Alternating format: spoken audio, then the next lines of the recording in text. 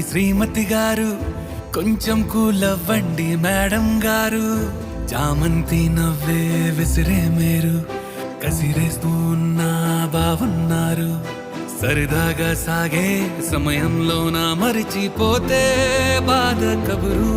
వద్దు అంటూ ఆపేదెవరు? కోపాలు చాలండి శ్రీమతి గారు, కొంచెం కూలవ్వండి మేడం గారు.